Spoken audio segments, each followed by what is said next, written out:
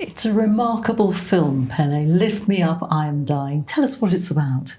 Thank you. It's about Keats's last weeks in Rome, but it's a sort of panoramic view of his poetry and his story and his relationships, mainly with Seven and Fanny Braun, who he was lost to because of the onset of TB. I compiled the script about 10 years ago to do a performance at Keats-Shelley House and compiled it only of the poems and letters of the time and interwove it with stanzas from Adonais to pump up the drama and the epic nature of his death, because his death's quite intimate and it's in a small room, as we know, in the dark, alone with Seven, his trusted companion. And it just charts those profound moments of a great poet. And what about the practicalities of filming it? We were all in our own spaces, and we were fortunate enough to have, I think, enough room within our particular dwelling places to kind of, to create a number of different scenes and scenarios, and also we could go for walks.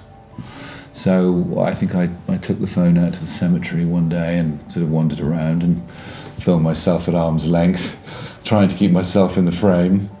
And you really are your own editor. So obviously we were going to send it into Pele. She was going to make the final choices as to what makes the cut and what doesn't. But that was a challenge in a way. You're not always your own best critic. What do you want the audience to take away from this film, Pele? Well, I think the other element, which was really crucial and magical, was that haunted magic of lockdown, and the fact that it collided with the time that Keats exactly died, the day 200 years to his death. And so we decided that we were going to screen it at the exact hour of his death on YouTube, and we did it through the British School in Rome.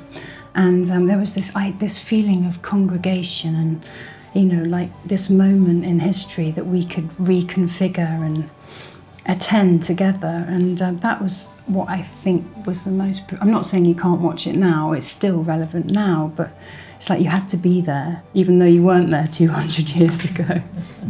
That's what I liked. And also that the dying can be eternally living. That's what the romantics are about, isn't it? They're not just eternally living because we remember them, but the language is so immediate if you take the mediators away. Fascinating. Thank you both very much. Pelé Cox, Nick Rowe. Pleasure. Thank you. Thank you, Reeta. Thank you, Reeta.